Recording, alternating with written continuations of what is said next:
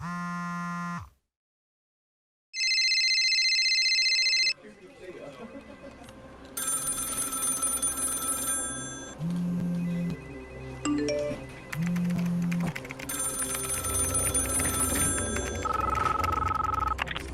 know you're out there. I know that you're afraid. I don't know the future. I didn't come here to tell you how this is going to end. I came to tell you how it's going to begin.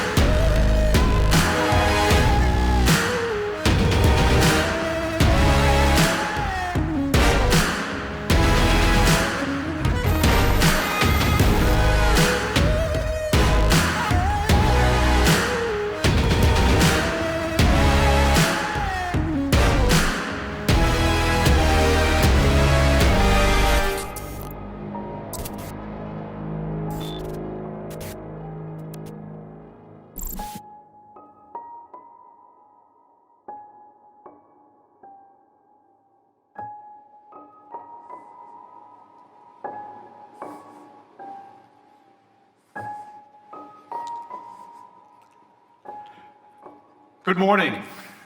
Boy, if you weren't awake, that will help. Good morning and welcome to the NATO Information Assurance Symposium.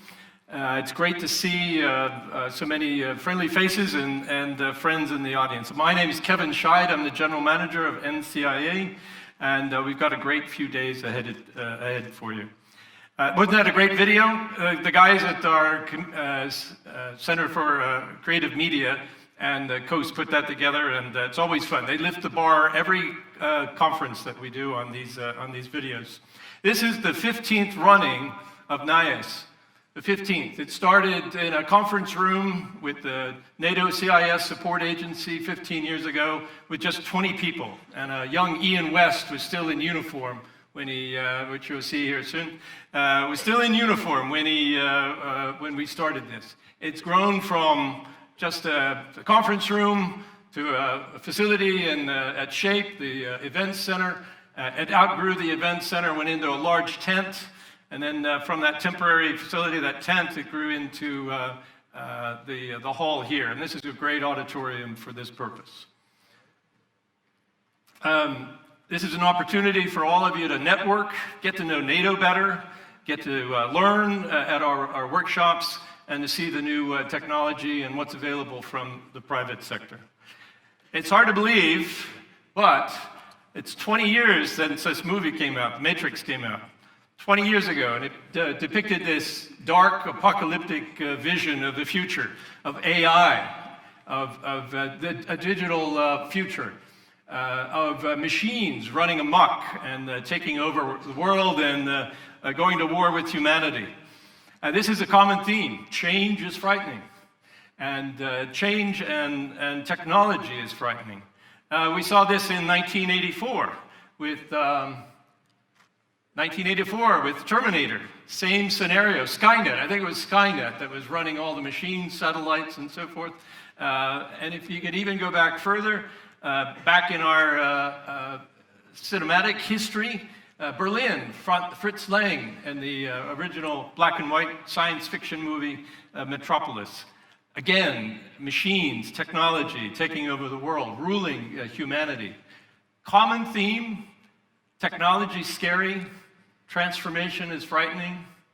This is a theme that you'll hear about in some of what we discuss with NATO and change and digital transformation and what we face with the challenges that we have in taking a multinational organization and bringing about some technological change. But this is a positive future that we're focused on. We've got a great conference for you. We've got a lot of people. We've got over 1,800 delegates. About 1,000 or more, 1,200 in this room, and then also in the exhibition room. 46 nations are participating today. Over 500, 600 from NATO and the commands. So a lot of headquarters, a lot of SHAPE staff and flag officers. For those of you that are not with NATO and trying to engage with NATO and learn more about the organization, please talk to your neighbor, talk to those that you see from NATO, and get to know the organization better. We have many representatives from the capitals, and I've met with several vice ministers and ministers this morning already. Many representatives from the capitals and from our militaries, the NATO militaries. Not-for-profit organizations. We've tried to increase the size of our ecosystem and try to invite in more not-for-profit organizations, and it's great to see those numbers go up. And industry delegates.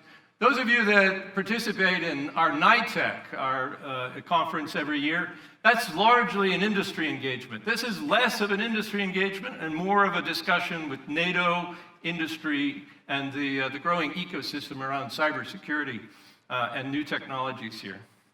So a good mix in the audience and a good opportunity to have a wide-ranging discussion. 2019 is the 70th anniversary of NATO. Started in 1949 with 12 allies coming together to sign the original Washington Treaty. This past April 3rd, I had the honor to join the ambassadors, the Perm Reps, and the Secretary General in Washington to stand in that exact same location where the treaty was signed all those years ago and reaffirm their commitment to the NATO alliance. Of course, we have more nations involved, which is a great thing, and more challenges that face us with technology. There are two articles of the Washington Treaty that affect NCIA and affect you directly, Articles 4 and Articles 5. These articles are for consultation among the NATO allies and for collective defense. And the technology that we bring to bear for networks operations, for communications, satellite communications, for capability development to allow the allies to work together, fight together, win wars together, all of that is in Article 4 and Article 5. So very, very important milestone, obviously, for the alliance, and with an impact on the agency and why we gathered here. Only 6 years after the signing of the alliance, signing of the Washington Treaty, nations came together in order to bring technology to bear on the challenges of NATO. It started in The Hague with the SHAPE Air Defense Technical Center. This was a modest building that started the discussions during the peak of the Cold War. During those years, how do we bring technology and how do we manage and take care of our airspace in order to make sure we've got the radar systems and the monitoring systems up and running. Quickly that changed from just Air Defense Technical Center to the SHAPE Technical Center, which supported SHAPE directly, SHAPE headquarters directly with bringing that technology to bear on NATO's challenges. We're still in The Hague. NCIA is still in The Hague, 65 years later, and this is our new addition to the building that we've been in. Beautiful new addition by the Dutch government that's expanding our space in The Hague and renovating the old building that we've been in for many of those years. As the institutions change, and as we take on new challenges, so is the technology. And for an international organization like ours, it's always tough to keep up with the technology. I remember in high school, the paper tape days. Maybe some of you, probably not many of you, remember paper tapes. And we've, of course, gone from paper tapes to card readers to mag tapes to hard drives and now cell phones. And we've got clearly more capability in our cell phones than we had in all those old computers. Keeping up with technology remains a challenge today with NATO. And in fact, that will be the subject, one of the subjects of the London meeting of the heads of state. This will happen in December, and issues of space and NATO's role in space, issues of data science, how does NATO manage its data, and secure communications, cybersecurity will all be subjects that are touched on at the London Summit, among other things. So technology and how it becomes a force multiplier has always been at the forefront of NATO's thinking, and it continues today with the new technologies. As the Secretary General has said, we have to keep our technological edge. We have to keep focus on our technological edge. And he says on both sides of the Atlantic to make sure that North America and Europe are working together to keep that edge for our forces. For those of you not familiar with NCIA, let me give you a little bit of an update on where we are. NCIA, the way I like to think of it, we start with 1 billion citizens in 29 nations. And they all contribute to their own defenses, and that's about $1 trillion US. Obviously, a lot of that is the United States, but collectively, $1 trillion in defense.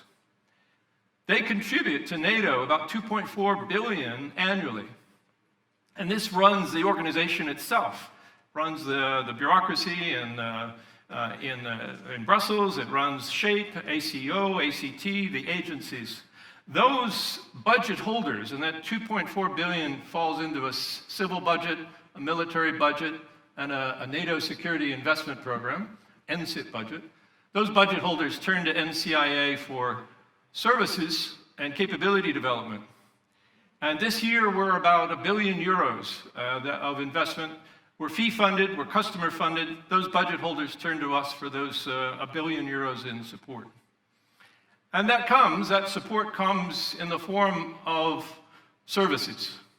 And everything from infrastructure, basic infrastructure to allow NATO to do that consultation, to platforms to work on, the end-user devices, applications, a lot of work on specialized NATO applications, communications, satellite communications, terrestrial communications, training. We'll talk a little bit about training in our new academy, NCI Academy, outside of Portugal later on, and cybersecurity.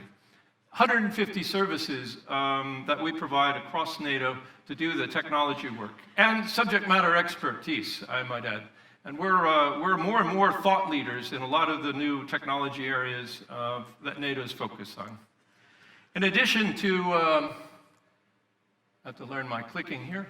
In addition to the services, we have as a priority supporting military exercises.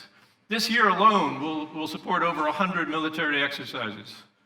And just like we did last year with Trident Juncture, and you saw some of the video clips from Trident Juncture up in Norway, we continue to support this as a priority. These are becoming more complex, they're becoming more sophisticated, and more real life. And we're proud to be working with the military, working with SHAPE and ACT to make sure that we get the most out of these exercises. There's a lot of data collected in these exercises. We'll talk about that a little bit later.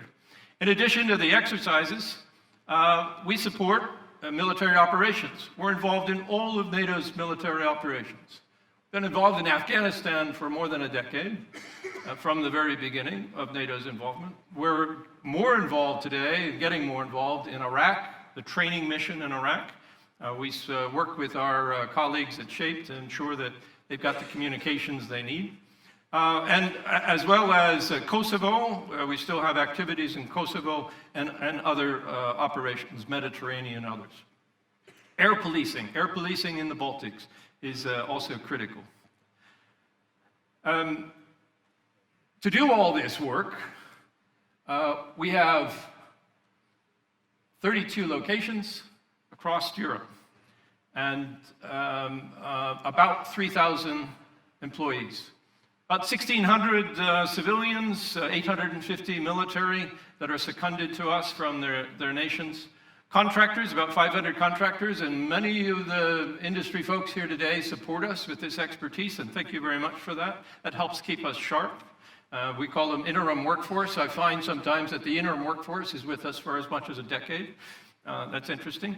And we have a lot of volunteers from the nations that come and help us out.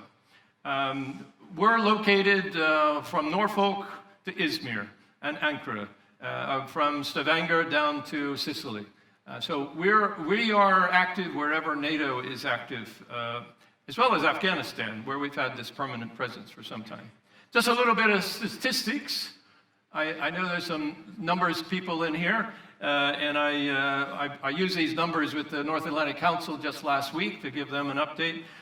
NCIA has been struggling with a bit of a turnaround. We had a difficult merger 7 years ago now, and we brought 5 entities together. It took some time to get reorganized and settled.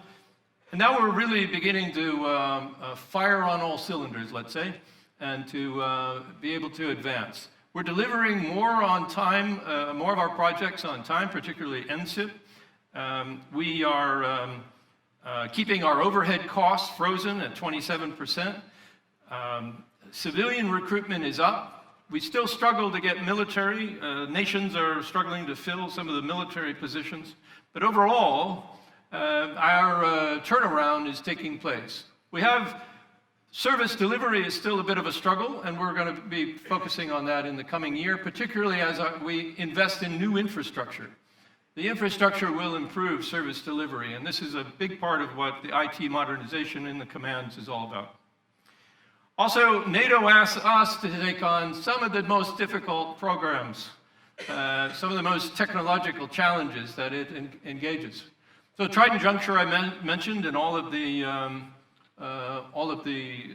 military exercises. We worked on Trident Juncture not just in Norway, but in Lago Patria, Italy, and Reykjavik, Iceland. We were all across Europe providing data and information rooms and IT support, communication support for Trident Juncture, and that's typical of these large operations.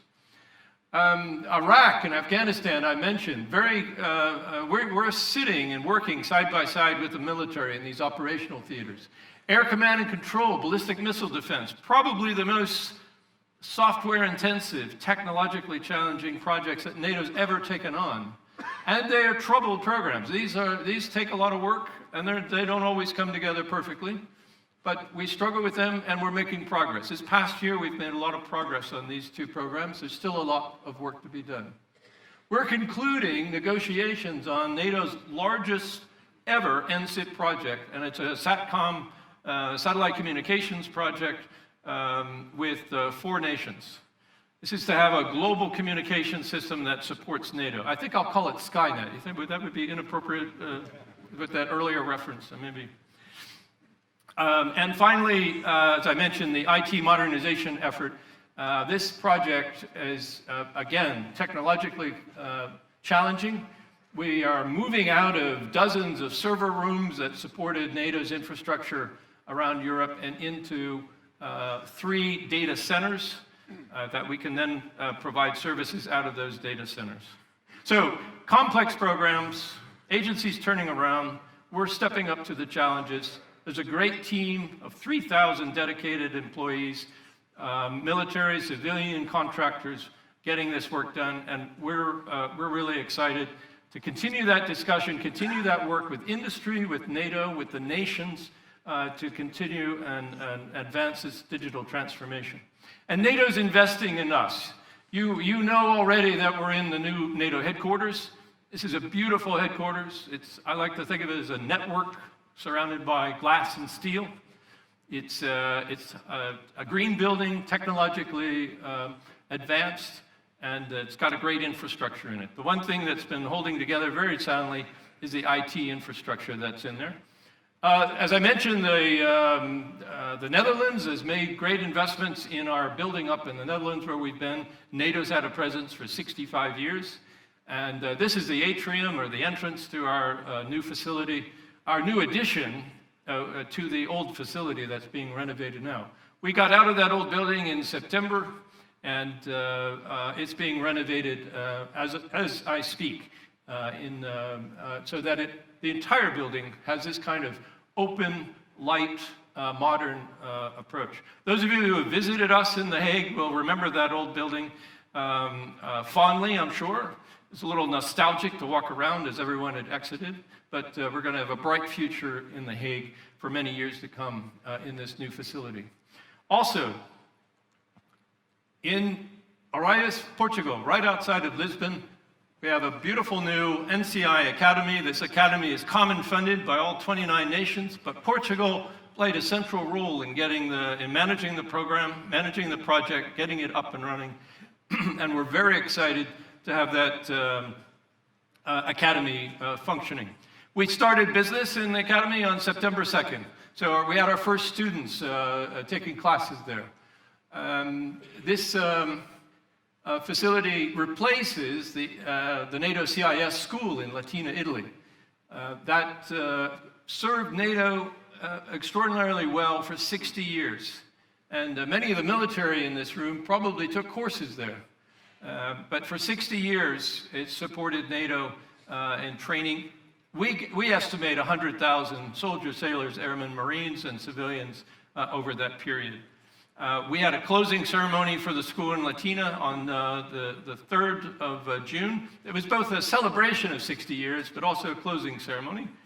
And then over the summer, all the equipment, all the staff and instructors moved up to Portugal, and we were up and running very shortly after that.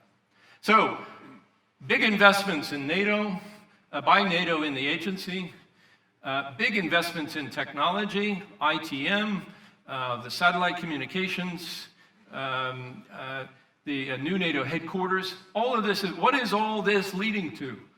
What is behind this? What's the purpose of all this? And why have we come here today and these next few days to discuss? Our vision for NATO is a fully digital NATO enterprise. And that requires technology, requires expertise, but also culture change, and also a lack or removal of fear of change, which goes to my earlier comments. We have to change culture in NATO, and we have to address the resistance to change, which is deeply rooted in not only our culture, but also in our institutions like NATO. So a fully digital NATO enterprise, that's our vision, that's our focus, that's our goal for all of this investment and the work that we do at NCIA. It's not just the bureaucracy and I use that word as a bureaucrat, I use that word as a sign of affection, bureaucracy, and it's not a negative thing. So it's not just the NATO bureaucracy, it's also the nations. How can the nations participate in this digital transformation, this digital enterprise across the alliance? We think that we have to go through this transformation for the alliance to be work together and for the alliance to be most effective in the challenges that face us ahead.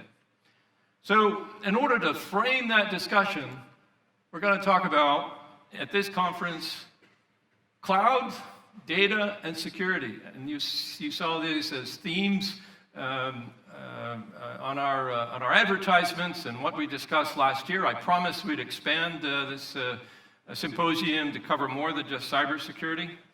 And I'd like to first start with cloud technologies. And we'll talk about cloud and how we're advancing on cloud. We'll talk on data and the efforts we're making on data science. And finally, on security.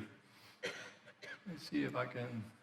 First of all, cloud and cloud technologies. We've been involved in cloud for several years now. And the efforts have been modest, but we're expanding. We've engaged with, you'll see at least 3 companies here that are in our exhibition hall, and you hear on the panels discussions of cloud.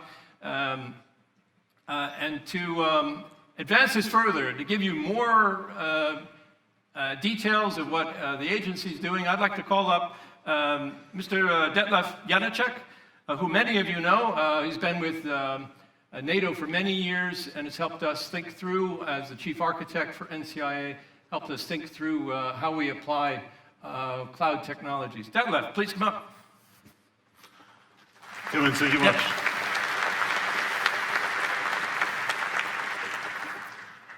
Welcome everybody, what a show. I mean, I believe a full audience, Thank you very much for coming to NIAS 19. As Kevin stated, I'm the chief architect and the chief engineer of the agency, and pretty much busy with cloud computing.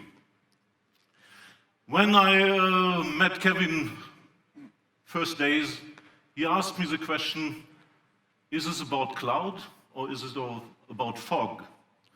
So, as a chief architect, I had to respond, Kevin, this is surely about the cloud, and we have already started to adopt the cloud.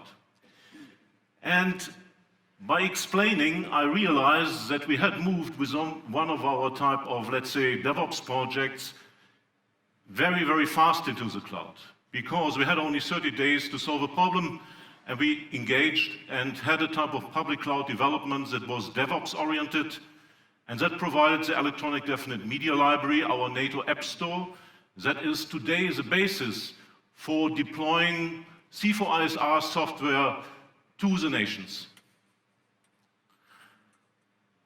I guess it's a very, very important aspect to announce that all of this is based on a very sound foundation. NATO has provided the NATO cloud computing policy, and this type of policy is the foundation for allowing us to have hybrid type of, let's say, cloud deployments up to NATO restricted level in the public cloud, and have private cloud up to NIAS level. It's also supporting a cloud first principle.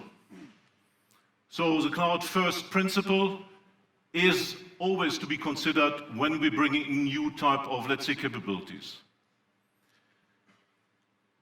If I would ask you today, how are you doing home banking? I guess you have your app on your home, on your smartphone, and you do use it, and you never question, because I can assure you, we trust that the financial transactions are done safely and securely. And in reality, they're done in the cloud. So how can we adopt the cloud if we're trusting all our business already that the cloud is just providing what it's meant to provide? A type of enriched type of data environment, a type of, let's say, possibility to accelerate our business transformations. I guess it's important to also talk about the type of, let's say, benefits that come with the cloud.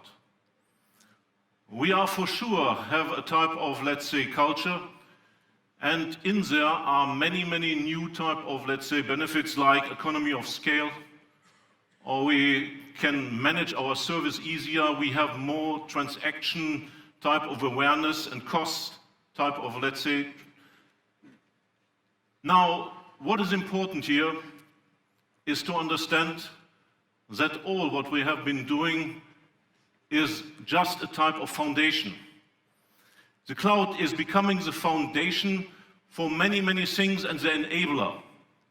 If we want to consume services like Internet of Things, artificial intelligence, machine learning, if we want to, let's say, benefit from the type of open data sources,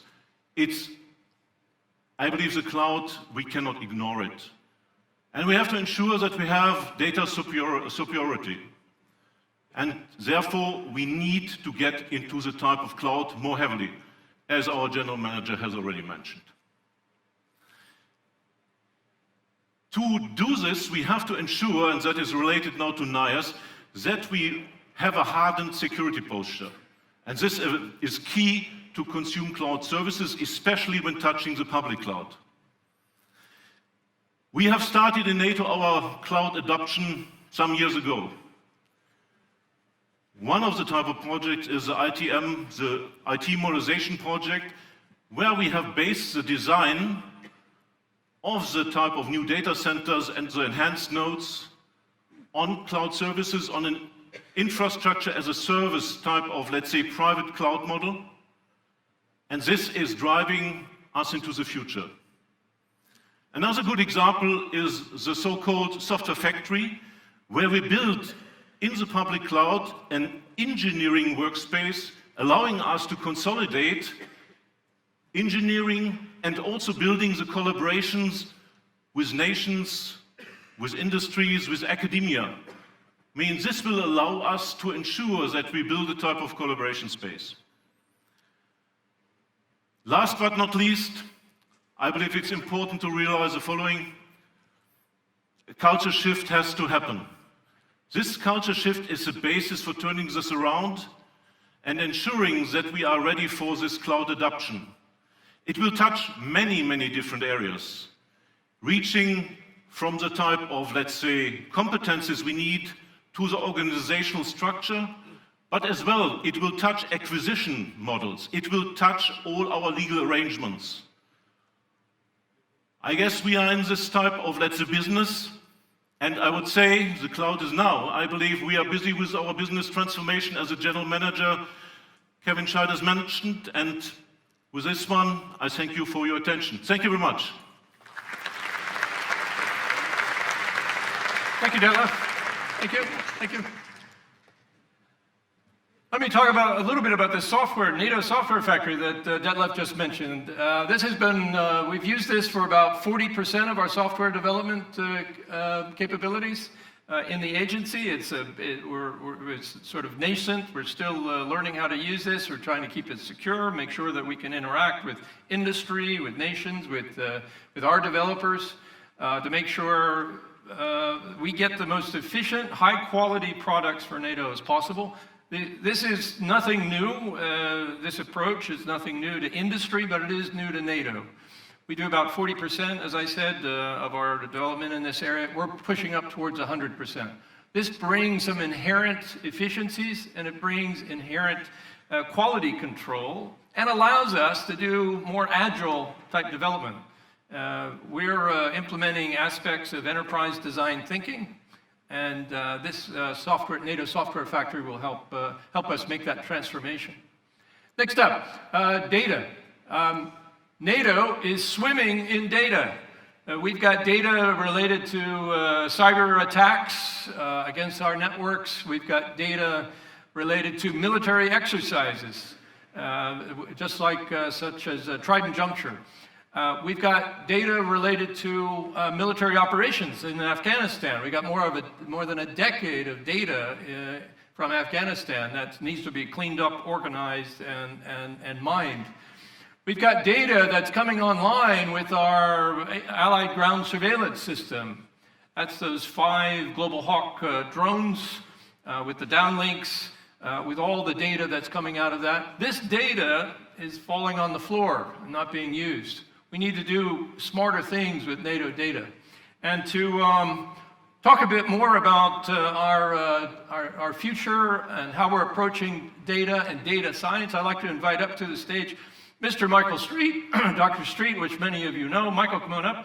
And he's going to talk about the efforts underway at headquarters as well as in NCIA on data. Michael, please, welcome. Thank you, Kevin. Oh, good morning, all. Digital transformation. We've got more data than ever before. We're collecting it from more places, as the general manager said. We've got the opportunity with machine learning, with AI, with big data analytics, to use that data to make better decisions faster than we ever have done before. Using that data to transform our effectiveness. Digital transformation. Well, why is that important for cybersecurity? Why is cybersecurity important for that? Well, NATO recognizes now that data is a strategic asset. We've got a track about that throughout this symposium. It's important for us to protect that data. As we're using that, not just to tell us what we're doing, but also to plan to support decision making, it's important that that data, A, doesn't get leaked. So information assurance is critical, more critical than ever. We're using that to decide what we're going to do. It's vital that that data isn't manipulated by an adversary to make us take the wrong decision. Information assurance, critical. The systems that are generating that data, that are analyzing it, that visualize it, the systems that we're using to transform how we conduct operations, they have to be trusted, they have to be resilient, they have to be reliable. All of that relies on information assurance, relies on cybersecurity, it relies on you, on us. Excuse me. So that's a little bit why I, with the data science team, care about data and care about cybersecurity to protect that data. But this isn't a one-way street, it's two-way. This is a symbiotic relationship. Because machine learning, big data analytics, AI, all of this technology is transforming how we approach cybersecurity as well.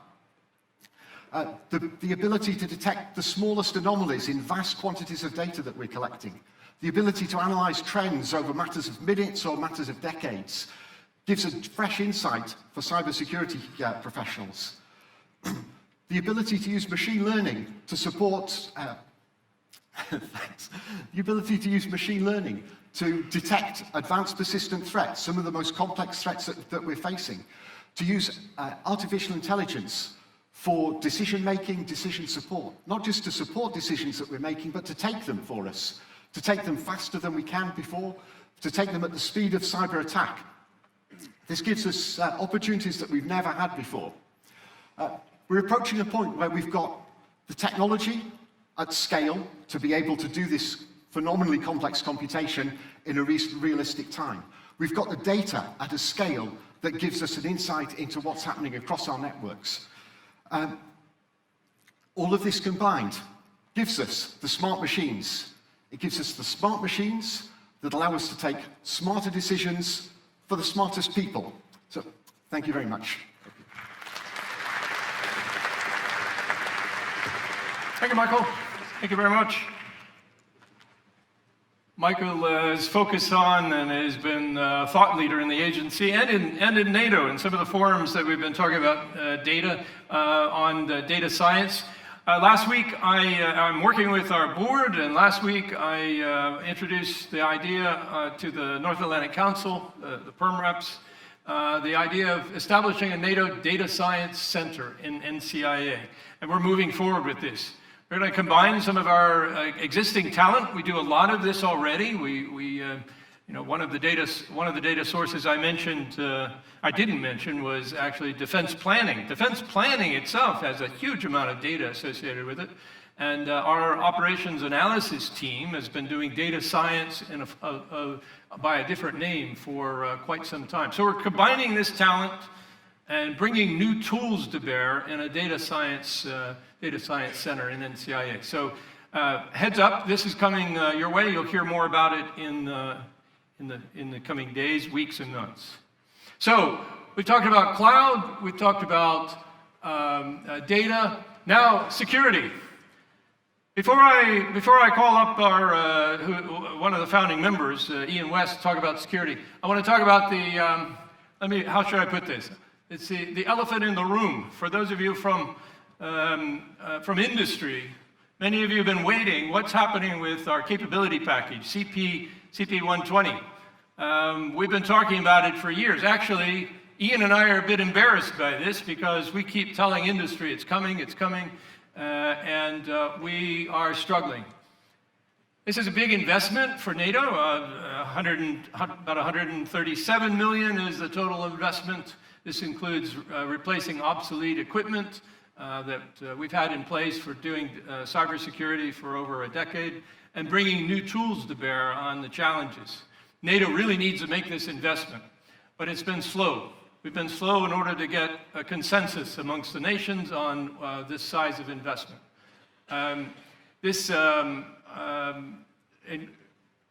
So far, we've been able to get some of the obsolete equipment, the funding for some of the obsolete equipment. There'll be some contracts that will be let in the coming weeks and months, but it's relatively minor. About 50 million total, and it'll come out in 3 different bids. But 50 million euros to replace obsolete equipment. We still are discussing with the nations in the various committees, how do we get these additional tools in place? So industry, sorry about the delay. This is the deliberative process of NATO. We've got many committees in order to support, and when you have an organization, multinational organization that works on consensus, which is a good thing, it sometimes takes longer than any of us would like. Cybersecurity, though, and I've made this point to the council as well, cybersecurity is not a place where you want to cut resources, do it on the cheap, because our adversaries are not doing it on the cheap. Our adversaries are are spending billions of euros on capabilities to corrupt our networks. We need to be smarter, we need to be faster. So, without any further discussion on that, I'd like to invite up Ian West. Ian West is going to talk about cybersecurity and security of the networks. Ian, welcome. Thank you very much. Over to you. Thank you, Kevin. As many of you can see, this is the young Ian West. And I know that there are around 6 people in this audience who were there 15 years ago, so be careful. So I've got 4 things to talk to you about this morning, some pretty significant developments in cybersecurity. The first thing is that we've just completed a restructuring of the agency's cybersecurity service line.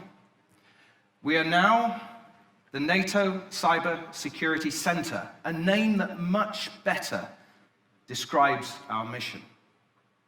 We've created a cybersecurity portfolio. We've still got the emphasis on cyber hygiene, but now we've got a branch full of experts all looking to reduce the attack surface on NATO's networks. We're still going to lead in the development, design, and delivery of cybersecurity capabilities. And we're also going to further develop what we see as our role as the technical hub for technical information exchange, more on that in a moment, between NATO organizations and our allies. So, there's a lot of work still to be done, of course, but we really do think that this new organization is fit for the future. And you can find out more about our new structure, who does what, in the NATO cyber zone just on the other side of that partition there. So the second item is exercise locked shields. Now, I know many of you know what it is, but for those who don't, it is the largest live-fire cyber defense exercise in the world. Frankly, we love it. There is no better test for our cyber defenders. So this year, in fact, we decided to do something different. Some people said that we had won it too many times. I couldn't possibly comment on that. We decided to invite our allied cyber defenders to come and sit next to us, sit next to the NATO cyber defenders, and play out the exercise.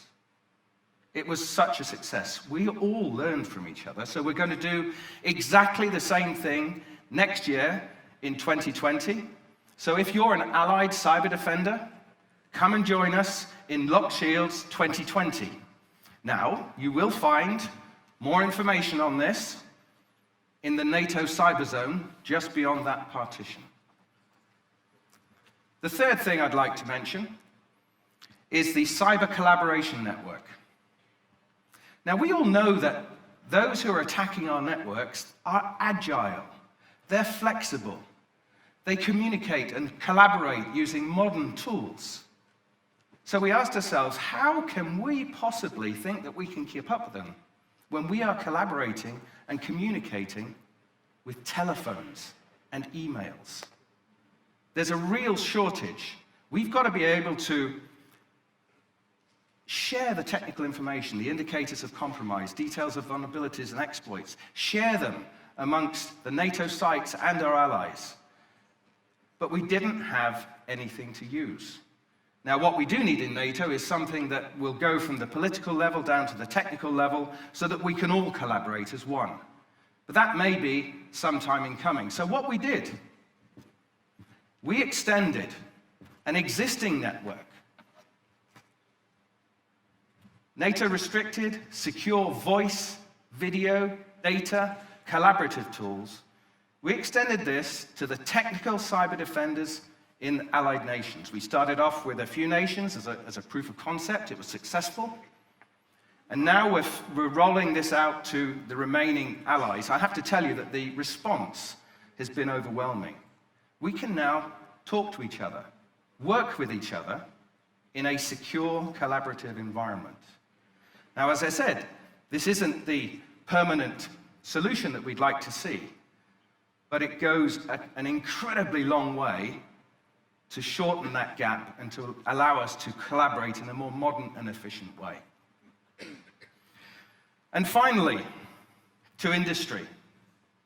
Now, we've heard from Kevin that the CP120 has been a long affair.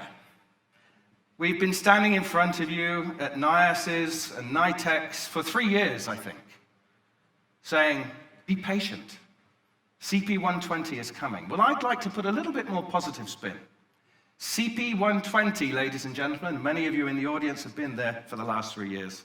CP120 has arrived.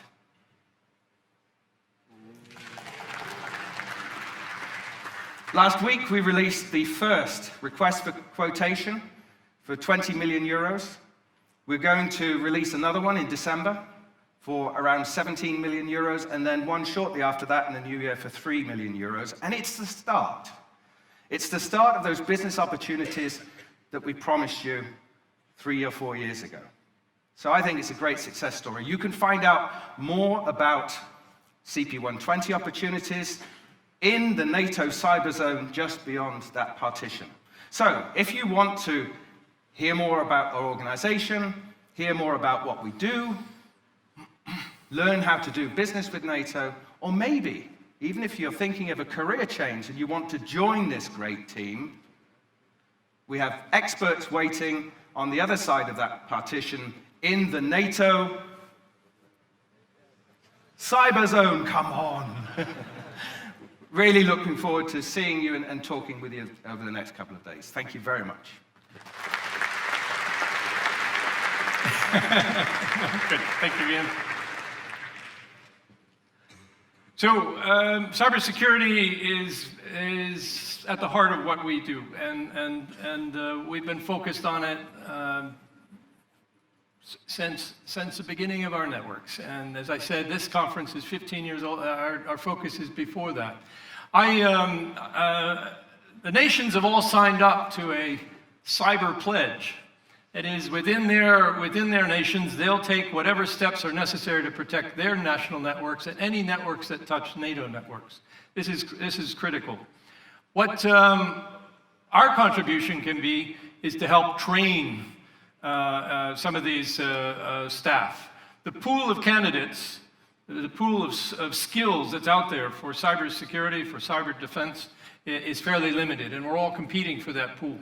So NCIA, we thought about this, and we'd like to expand the size of that pool, and we'd like to expand the size of it by 10,000. We've got an initiative that we're working with the nations, with NATO, and with the EU within the agreed framework to train 10,000 cyber defenders over the next 5 years. And we're going to do this at our new NCI Academy outside of Lisbon. As I said, this academy is the legacy of the NATO CIS school in Latina. I said we're up and running. When we're at full capacity, the school will train 8,000 soldiers, sailors, airmen, Marines, and civilians. And we want to have 200 a week, or 200 a month, of cyber defenders in order to meet this goal. And we're focused on that in the coming months. And we're working with the nations. We've raised it with I've raised it with the Council, and we're having discussions with the EU as a way to have a common curriculum to generally raise the scope and scale of that skill set, that pool that we have out there. So we have talked about cloud, data, and security. These are key to our digital transformation and for having a fully digital NATO enterprise. And we've got a great few days ahead of us. We've got fantastic speakers, and forgive me if you're a speaker and you're not on this list. We ran out of space. I want you to be able to read some of the names. So thank you all for coming, the speakers for participating. If you should have grabbed this on the way in. It's our NITEC. This is our magazine, which provides additional detail and facts on some of the speakers that you're going to hear from, and some information on the agency. So good data and great speakers coming up. So NIAS, I offer you a choice. You can enjoy the conference, go through the motions, wake up tomorrow, the same old job, Same small challenges, take it easy. Or you can work with us, take this challenge, join NCI agency, and help us realize a future where smart machines, modern infrastructure, big data, a secure cloud can manage a brighter future where smart machines help NATO and the alliance make smarter decisions. Join us in working for a big idea. Join the NATO alliance in this digital transformation. Take the red pill. Help us realize a fully digital NATO enterprise. Thank you all very much. Welcome to the conference. Enjoy it, and look forward to talking with many of you in the dinners and the coffees and the events in the coming day and a half. Thank you.